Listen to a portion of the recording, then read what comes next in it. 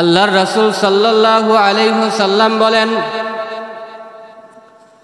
হুব্বুদ দুনিয়া রাসু কুল্লি খতিআ, দুনিয়ার মোহাব্বত সমস্ত গুনাহের মূল। অর্থাৎ যারা দুনিয়ার মোহাব্বত বুকেতে লালন করবে, যারা দুনিয়ার মোহাব্বত অন্তরে অধিক স্থাপন করবে, এই দুনিয়ার মোহাব্বত অন্তরে স্থাপন করার কারণে তারা গুনাহের কাজে লিপ্ত হয়ে যাবে, তারা শয়তানের ধোঁকায় পড়ে যাবে। যাদের মধ্যে দুনিয়ার মোহাব্বত আছে, অতিরিক্ত মোহাব্বত থাকার কারণে তারা অন্যের উপর জুলুম করে। যাদের মধ্যে দুনিয়ার অতিরিক্ত মোহাব্বত আছে, তারা অন্যের হক মেরে খায়। এই দুনিয়ার অতিরিক্ত মোহাব্বতের কারণে সমাজের মধ্যে খুন খারাপি হয়, রাহাজানি হয়, অন্যায় হয়, অবিচার হয়। এই জন্য আল্লাহর রাসূল সাল্লাল্লাহু আলাইহি ওয়াসাল্লাম বলে দিয়েছেন, আল্লাহর রাসূল সাল্লাল্লাহু আলাইহি ওয়াসাল্লাম বলে দিয়েছেন, হুব্বুদ দুনিয়া রাসু কুল্লি খতিআ, দুনিয়ার মোহাব্বত সমস্ত গুনাহের মূল। অর্থাৎ মানুষ যে গুনাহ করে, কেন করে? দুনিয়ার মোহাব্বত অন্তরে থাকার কারণেই গুনাহ করে। মুহতারাম হাজরিন, এজন্য সর্বহালতে সর্বাবস্থায় আল্লাহ পাক রব্বুল আলামিন আমাকে যতটুকু অর্থ দিয়েছেন, যতটুকু সম্মান দিয়েছেন, যতটুকু ইজ্জত দিয়েছেন, ওই ততটুকু অর্থ সম্পদ নিয়ে, ইজ্জত নিয়ে যদি আমি খুশি থাকতে পারি, আল্লাহ পাক রব্বুল আলামিন আমাদের জানে মালের মধ্যে বরকত দান করবেন, দুনিয়াতে শান্তি, পরকালে মুক্তি দিবেন। আমার ভাইরা, আমার বন্ধুরা, এই জন্য দুনিয়ার অতিরিক্ত লোভ করা যাবে না। আল্লাহ পাক রব্বুল আলামিন আমাদেরকে যতটুকু দিয়েছেন ততটুকু পেয়েই আমাদেরকে শুকরিয়া আদায় করতে হবে। মুহতারাম হাজরিন, মুসা আলাইহিস সালাতু ওয়াস সালামকে বলা হয় কালিমুল্লাহ। মুসা আলাইহিস সালাতু ওয়াস সালামকে বলা হয় কালিমুল্লাহ। মুসা আলাইহিস সালাতু ওয়াস সালামকে বলা হয় কালিমুল্লাহ। অর্থাৎ আল্লাহর সাথে সবচাইতে বেশি কথা বলছেন মুসা আলাইহিস সালাতু ওয়াস সালাম। আল্লাহ পাক রব্বুল আলামিনের সাথে কথা বলার জন্যে মুসা আলাইহিস সালাতু ওয়াস সালাম তুর পাহাড়ের মধ্যে যাইতেন। তুর পাহাড়ের মধ্যে গিয়া মুসা আলাইহিস সালাতু ওয়াস সালাম আল্লাহ পাক রব্বুল আলামিনের সাথে কথা বলতেন। আল্লাহ পাক রব্বুল আলামিনের সাথে মুসা আলাইহিস সালাতু ওয়াস সালাম তুর পাহাড়ের মধ্যে গিয়া কথা বলতেন। মুসা আলাইহিস সালাতু ওয়াস সালাম যখন একদিন আল্লাহ পাক রব্বুল আলামিনের সাথে কথা বলতে যাবেন, মুসা আলাইহিস সালাতু ওয়াস সালাম যখন আল্লাহ পাক রব্বুল আলামিনের সাথে কথা বলতে যাবেন, এমত অবস্থায় হাঁসের সাথে মুসা আলাইহিস সালাতু ওয়াস সালাম এর দেখা হয়ে গেছে। হাঁস ডাক দিয়া বলে, ও মুসা, আপনি তো আল্লাহ পাক রব্বুল আলামিনের সাথে কথা বলতে যাইতেছেন, আপনি যে আল্লাহ পাক রব্বুল আলামিনের সাথে কথা বলতে যাইতেছেন, আল্লাহ পাক রব্বুল আলামিনকে একটু জিজ্ঞাসা করবেন, দুনিয়ার মধ্যে কবে বৃষ্টি দেবে? মুসা আলাইহিস সালাতু ওয়াস সালামকে হাঁস বলতেছে, হে মুসা, তুমি আল্লাহর কাছে একটু জিজ্ঞাসা করবা যে আল্লাহ পাক রব্বুল আলামিন দুনিয়ার মধ্যে কবে কি দিবেন? বৃষ্টি দিবেন। কারণ হাঁসকে আল্লাহ পাক রব্বুল আলামিন এমনভাবে সৃষ্টি করেছেন, হাঁসগুলোর শরীর অনেক গরম হয়, তারা পানির মধ্যে থাকতে স্বাচ্ছন্দ্য বোধ করে। পানির মধ্যে যখন তারা নামে তখন তাদের শরীরে একটা আরাম অনুভব হয়। এই জন্য দেখবেন হাঁসগুলো সব সময় পানির মধ্যে বিচরণ করে।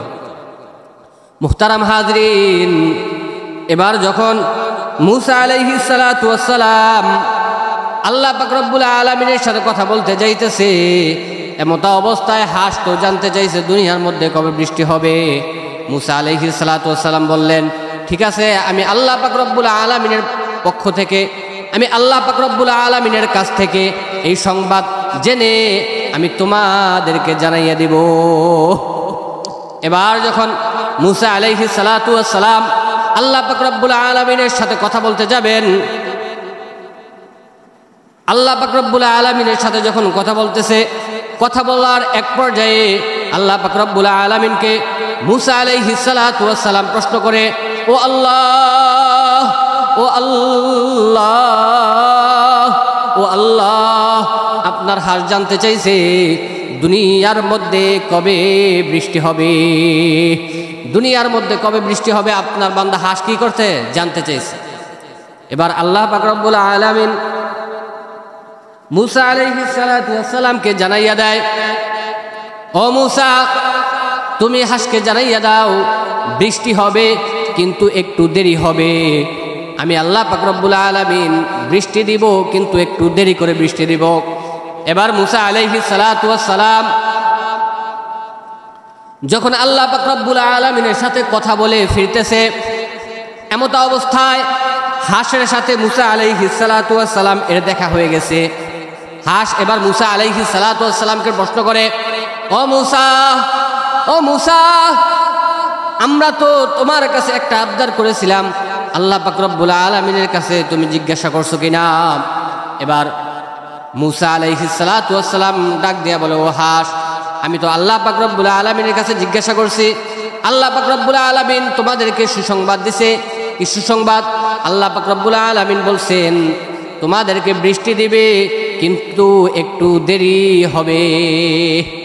এই কথা যখন হাঁস শুনছে যে একটু দেরি হবে, হাঁস না শুকরিয়া আদায় করে নাই, শুকরিয়া আদায় করে বলছে আলহামদুলিল্লাহ, আল্লাহ পাক রব্বুল আলামিন তো বলেন নাই বৃষ্টি দিবেন না, আল্লাহ পাক রব্বুল আলামিন বলছেন বৃষ্টি দিবেন, সুতরাং আমরা আল্লাহ পাক রব্বুল আলামিনের কাছে শুকরিয়া আদায় করলাম। যখন হাঁস শুকরিয়া আদায় করছে, আল্লাহ পাক রব্বুল আলামিন আসমান থেকে বৃষ্টি বর্ষণ করে দিলেন, সুবহানাল্লাহ, সাথে সাথে বৃষ্টি দিয়ে দিলেন। এবার মূসা আলাইহিস সালাতু ওয়াস সালাম আল্লাহর কাছে বলে, আল্লাহ, আল্লাহর কাছে বলে আল্লাহ, আল্লাহকে বলে আল্লাহ, আপনি তো বলেছেন বৃষ্টি দেরিতে দিবেন, কিন্তু আপনি এত দ্রুত বৃষ্টি দেওয়ার কারণ কি? এবার আল্লাহ পাক রব্বুল আলামিন মূসা আলাইহিস সালাতু ওয়াস সালামকে বলে, ও পয়গম্বর মূসা, আমি আল্লাহ পাক রব্বুল আলামিনের দরবারে যারা শুকরিয়া আদায় করবে, আমি আল্লাহ পাক রব্বুল আলামিন তাদের জন্য নিয়ামত বাড়াইয়া দিব। আর আমি আল্লাহ পাক রব্বুল আলামিনের নিয়ামত পাইয়া যারা না শুকরিয়া করবে, আমি আল্লাহ পাক রব্বুল আলামিন তাদের থেকে নিয়ামত ছিনাইয়া নিব। সুতরাং এই হাঁস যখন শুনতে পারছে আমি বৃষ্টি দিব, আমার নিয়ামত পাওয়ার আগেই শুকরিয়া আদায় করে ফেলছে, আমি আল্লাহ পাক রব্বুল আলামিন এই হাঁসদের উপর খুশি হয়ে গেছি। আমি এই হাঁসদের উপর খুশি হইয়া তাদেরকে বৃষ্টি প্রদান করে দিছি। এই জন্য আমার ভাই, আমার বন্ধু, সর্বহালতে সর্ব অবস্থায় যদি আমরা আল্লাহ পাক রব্বুল আলামিনের শুকরিয়া আদায় করতে পারি, আল্লাহ পাক রব্বুল আলামিনের শুকরিয়া আদায় করার কারণে আল্লাহ পাক রব্বুল আলামিন আমাদেরকে নিয়ামত বাড়াইয়া দিবেন। সর্ব অবস্থায় আল্লাহ পাক রব্বুল আলামিনের শুকরিয়া আদায় করতে হবে। আল্লাহ পাক রব্বুল আলামিন আমাদেরকে যতটুকু দিয়েছেন ততটুকু নিয়ে যদি শুকরিয়া আদায় করতে পারি, তাহলে আল্লাহ পাক রব্বুল আলামিন খুশি হয়ে যাবেন। এজন্য ভাই, দুনিয়ার মুহাব্বত অন্তরে ঢুকানো যাবে না, প্রকৃত ইমানদার হতে হবে। রাসূল পাক সাল্লাল্লাহু আলাইহি ওয়াসাল্লাম বলেন, তুহফাতুল মুমিনিল মাউত, ইমানদারদের জন্য মৃত্যু উপহার স্বরূপ, ইমানদারদের জন্য মৃত্যু উপহার স্বরূপ। অর্থাৎ যদি ইমানদার মৃত্যুবরণ করে, এটা হলো ইমানদারদের জন্য উপহার। কারণ এই মৃত্যুর মাধ্যমে সে কবর জগতে যাবে, মৃত্যুর মাধ্যমে হাসর জগতে যাবে, মৃত্যুর মাধ্যমে ফুলসিরাত জগৎ পার হবে। এই মৃত্যুর পর সে আল্লাহ পাক রব্বুল আলামিনের দেওয়া জান্নাতের মধ্যে প্রবেশ করবে। এজন্য ভাই, আমাদের উচিত ইমানদার হওয়া এবং দুনিয়ার সমস্ত লোভ লালসা থেকে আমাদেরকে বিরত থাকা। আল্লাহ পাক রব্বুল আলামিন যে কথাগুলো বললাম, সে কথার উপর আমাকে এবং আপনাদের সকলকে আমল করার মতো তৌফিক দান করুক। আমিন। আসসালামু আলাইকুম ওয়া রাহমাতুল্লাহ।